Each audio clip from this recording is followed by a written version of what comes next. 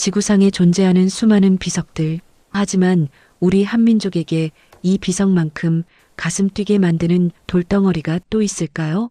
높이 6.39m, 무게 37톤, 아파트 3층 높이의 거대한 자연석.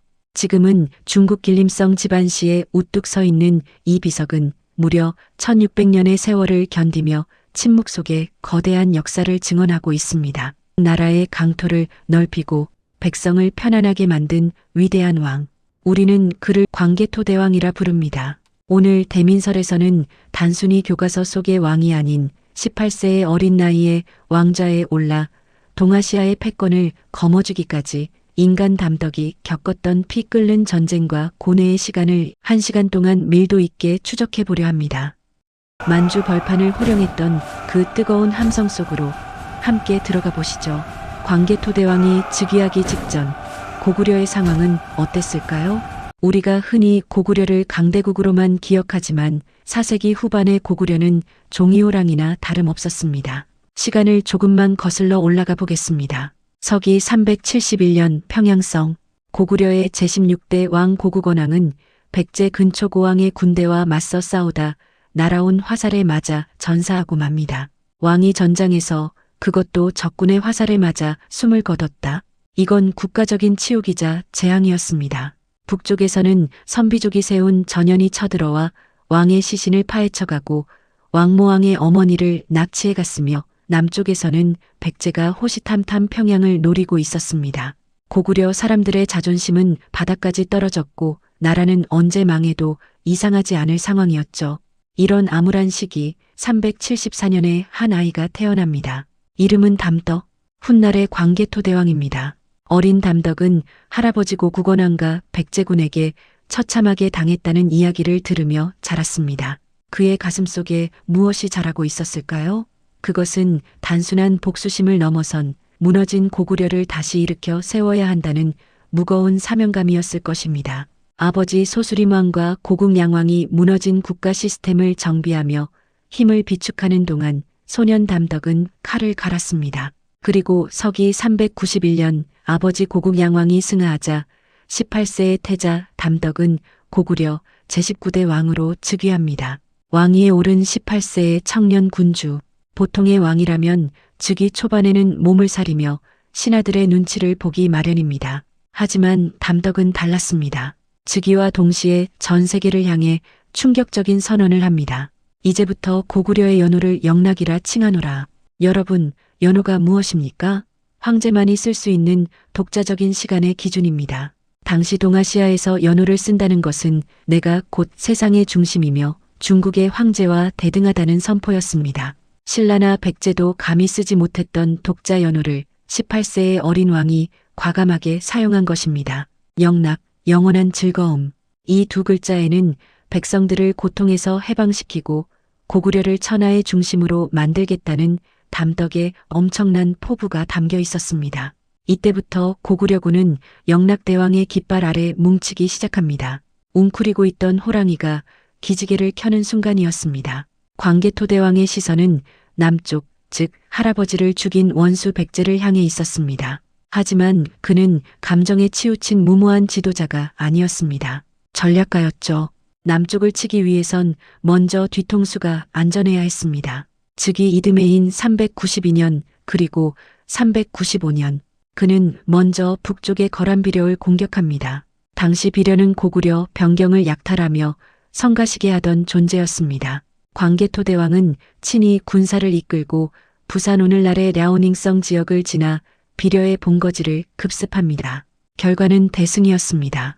양과 말, 소떼를 셀 수 없을 만큼 노획했고 6,700명의 부락을 격파했습니다.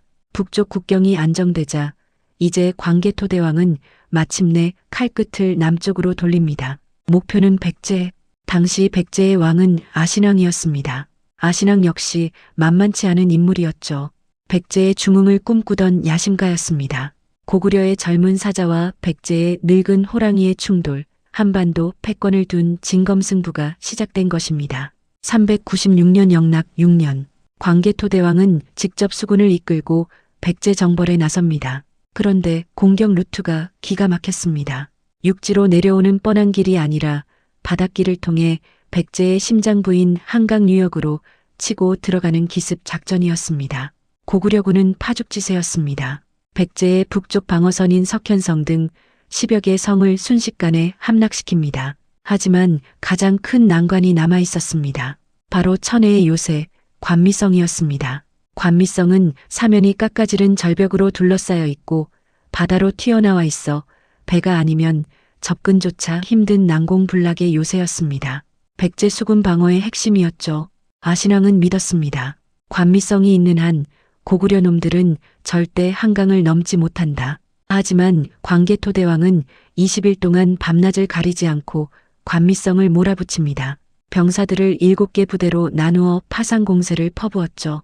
결국 절대 무너지지 않을 것 같았던 관미성 성벽에 고구려 깃발이 꽂힙니다. 관미성의 함락. 이것은 백제에게 단순한 패배가 아니었습니다. 한강으로 들어오는 대문이 열린 것이나 다름없었기 때문입니다. 이제 고구려군은 거침없이 한강을 거슬러 올라가 백제의 수도 위례성안성을 포위합니다. 백제의 수도가 포위되었습니다. 고구려군은 성을 에워싸고 무력 시위를 벌였습니다. 아신왕에게는 선택지가 없었습니다. 싸우다 죽을 것인가, 굴욕을 참고 훗날을 도모할 것인가. 결국 아신왕은 성문을 열고 나옵니다. 그리고 1600년 전 그날 역사적인 장면이 연출됩니다. 백제의 왕이 고구려의 왕 앞에 무릎을 꿇은 것입니다. 대왕의 위엄 앞에 백제는 무릎을 꿇습니다. 지금 이 순간부터 저 아신은 대왕의 영원한 노객이 되어 섬기겠나이다. 노객, 노예와 같은 신하라는 뜻입니다. 백제왕의 입에서 나온 이 치욕적인 단어, 할아버지 고국 원왕의 원수를 갚는 순간이자 삼국 간의 서열이 완벽하게 정리되는 순간이었습니다. 광개토대왕은 아신왕을 죽이지 않았습니다. 대신 왕의 동생과 대신 10명을 인질로 잡고 백제 백성 1000명과 세포직물 1000피를 거두어 개선합니다. 굳이 왕을 죽여 백제인들의 반감을 사기보다 확실한 굴복을 받아내어 고구려의 천하관을 완성하려 했던 것입니다. 하지만 역사는 그리 단순하지 않았습니다. 무릎 꿇었던 아신왕의 눈빛은 복수심으로 불타오르고 있었고 한반도 남쪽에서는 또 다른 거대한 폭풍이 몰려오고 있었습니다. 바로 신라와 외일본의 전쟁입니다. 백제를 굴복시키고 돌아온 광개토대왕. 하지만 숨 돌릴 틈도 없이 서라벌경주에서 다급한 전령이 도착합니다. 외인이 나라에 가득 차 성을 부수고 있습니다.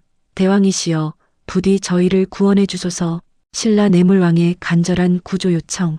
그리고 바다를 건너온 왜구와 그 뒤에 숨은 백제의 그림자. 광개토대왕은 주저하지 않고 역사상 최대 규모의 원정군, 보병과 기병 5만 명을 소집합니다. 한반도 남부의 운명을 바꾼 경자년 400년의 대원정. 과연 고구려의 계마무사들은 신라를 구해낼 수 있을까요? 제2부 신라 구원과 가야 정벌 편에서 계속됩니다.